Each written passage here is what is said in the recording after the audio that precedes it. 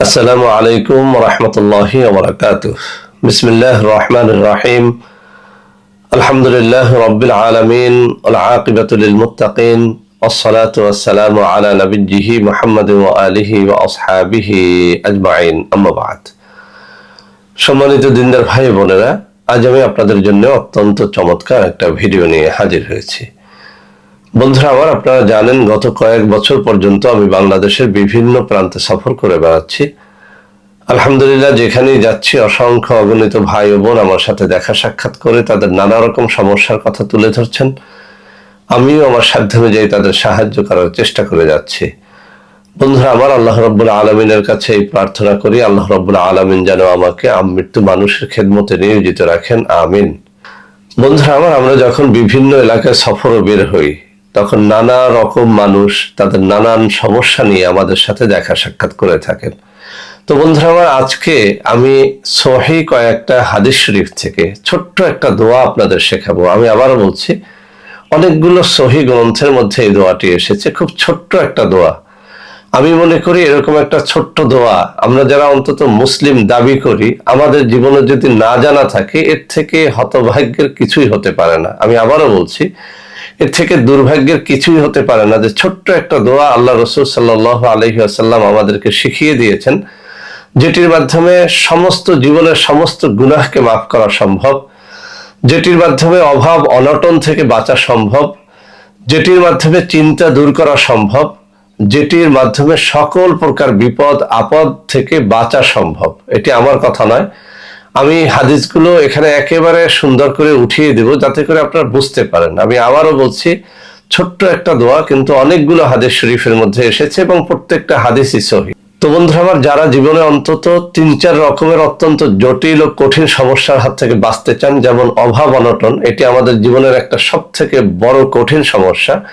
আমি মনে করি বাংলাদেশিদের জন্য এর থেকে বড় সমস্যা আর কিছুই হতে পারে না। বাংলাদেশের বেশিরভাগ মানুষ এখন গরিব। তো এই যে অভাব অনটন, এটার থেকে বাঁচার জন্য এই একটা দোয়াই যথেষ্ট ইনশাআল্লাহ। ২ নম্বরে, নানান রকম বিপদ আপদ বালা মুসিবতে যারা জর্জরিত, যারা আমাদের সাথে দেখা সাক্ষাৎ হলেই বলে থাকেন যে স্যার এত বেশি বিপদে আক্রান্ত যে যেদিকে যাই সেদিকে বিপদ।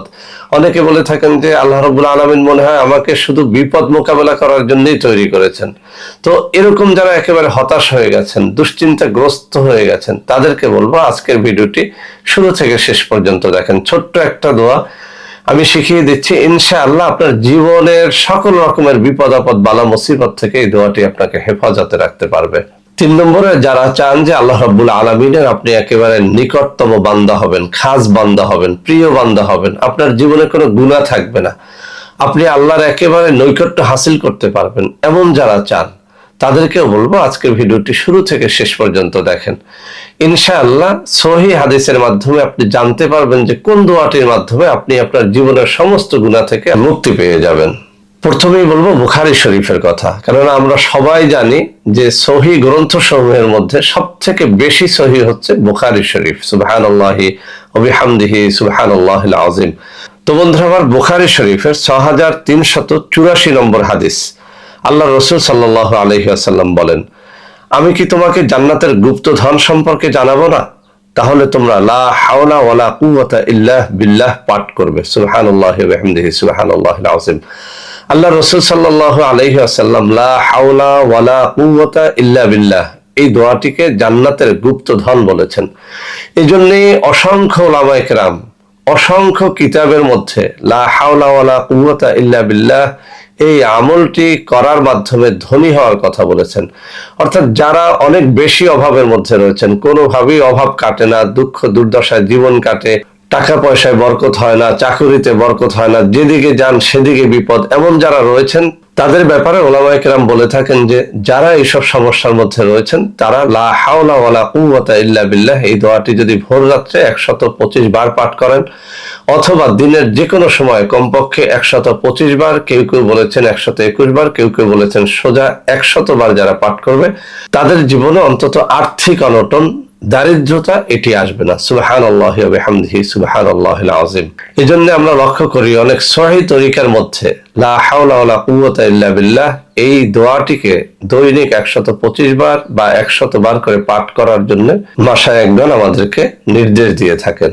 তো বন্ধুরা আমার, আমি দ্বিতীয় নম্বর হাদিসটি পড়ে শোনাচ্ছি। এটি এসেছে তিরমিজি শরীফের 3471 নম্বরে।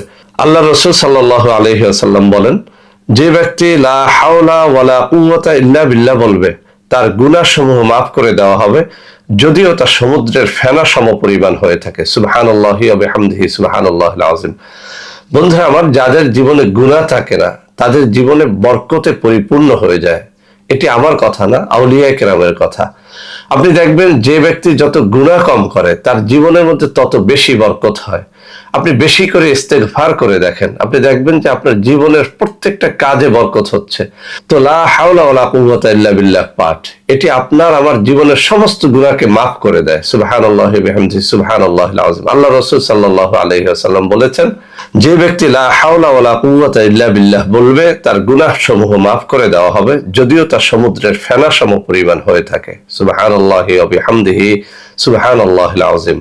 তো আমরা যারা চাই জীবনে আমরা যেদিকে তাকাবো সেদিক শুধু বরকত, ডানে বামে সামনে পেছনে যেদিক যাব সেদিকে বরকত, ছেলে মেয়ে পরিবার পরিজনে বরকত, সব দিকে শুধু বরকত, তাদের উচিত বেশি করে লা হাওলা ওয়ালা কুওয়াতা ইল্লা বিল্লাহ পাঠ করা। কেননা এটি আমাদের জীবনের সমস্ত গুনাহকে মাফ করে দেয়।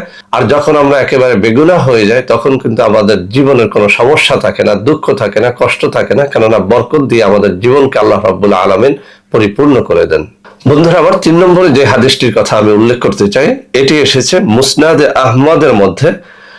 মুসনাদে আহমদের 9259 নম্বর হাদিসের মধ্যে আল্লাহ রাসূল সাল্লাল্লাহু আলাইহি ওয়াসাল্লাম বলেন, হযরত আবু হুরায়রা রাদিয়াল্লাহু তাআলা আনহু থেকে বর্ণিত, আল্লাহ রাসূল সাল্লাল্লাহু আলাইহি ওয়াসাল্লাম বলেন, তোমরা অধিক পরিমাণে লা হাওলা ওয়ালা কুওয়াতা ইল্লা বিল্লাহ বলো। নিশ্চয়ই এটি জান্নাতের গুপ্তধনের মধ্যে একটি গুপ্তধন, আর এটি 99টি রোগের ঔষধ, যার মধ্যে সব থেকে সহজ রোগ হলো দুঃখ, কষ্ট বা অভাব। সুবহানাল্লাহি ওয়া বিহামদিহি সুবহানাল্লাহিল আযীম। অর্থাৎ আল্লাহ রাসূল সাল্লাল্লাহু আলাইহি ওয়াসাল্লাম এখানে বলতেছেন যে তোমরা বেশি করে লা হাওলা ওয়ালা কুওয়াতা ইল্লা বিল্লাহ পাঠ করবে, কেননা এটি হচ্ছে জান্নাতের গুপ্তধন সমূহের মধ্যে একটা গুপ্তধন। আর এটি 99টি অত্যন্ত জটিল ও কঠিন রোগের মহা ঔষধ, তার মধ্যে সব থেকে ছোট্ট রোগ হলো দুঃখ, কষ্ট বা অভাব। সুবহানাল্লাহি ওয়া বিহামদিহি সুবহানাল্লাহিল আযীম। তো বন্ধুরা আমার, এই 3টি হাদিস পর্যালোচনা করলে আমরা যে 3টি বিষয় একেবারে নিশ্চিত হয়ে যাই, তা হচ্ছে আমরা যারা জীবনে বরকত চাই, আল্লাহর রহমত চাই, গুনাহ থেকে বাঁচতে চাই, গুনাহ মুক্ত জীবন চাই, তাদের জন্য বেশি করে লা হাওলা ওয়ালা কুওয়াতা ইল্লা বিল্লাহ পাঠ করা উচিত। 2 নম্বরে, আমরা যারা অভাব মুক্ত জীবন চাই, দারিদ্রতাকে জীবন থেকে একেবারে দূরে সরাতে চাই, তাদেরও উচিত বেশি করে লা হাওলা ওয়ালা কুওয়াতা ইল্লা বিল্লাহ পাঠ করা। 3 নম্বরে, আমরা যারা রোগ মুক্ত জীবন চাই, দুঃখ কষ্ট মুক্ত জীবন চাই, তাদেরও উচিত লা হাওলা ওয়ালা কুওয়াতা ইল্লা বিল্লাহ বেশি করে পাঠ করা। তো বন্ধুরা আমার, অন্যান্য কিছু কিতাবের মধ্যে লা হাওলা ওয়ালা কুওয়াতা ইল্লা বিল্লাহিল আলিয়্যিল আযীম এই পর্যন্ত পাঠ করতে বলা হয়েছে। আমি আবারও পড়ছি, লা হাওলা ওয়ালা কুওয়াতা ইল্লা বিল্লাহিল আলিয়্যিল আযীম। এর অর্থ হচ্ছে আল্লাহ তাআলার সাহায্য ও সহায়তা ছাড়া পাপ কাজ থেকে বাঁচার এবং সৎ কাজ করার কোনো শক্তি নেই, যিনি সুমহান ও সর্বশ্রেষ্ঠ। সুবহানাল্লাহি ওয়া বিহামদিহি সুবহানাল্লাহিল আযীম। তো বন্ধুরা আমার, আমরা এভাবে পাঠ করতে পারি, লা হাওলা ওয়ালা কুওয়াতা ইল্লা বিল্লাহিল আলিয়্যিল আযীম, অথবা শুধু লা হাওলা ওয়ালা কুওয়াতা ইল্লা বিল্লাহ।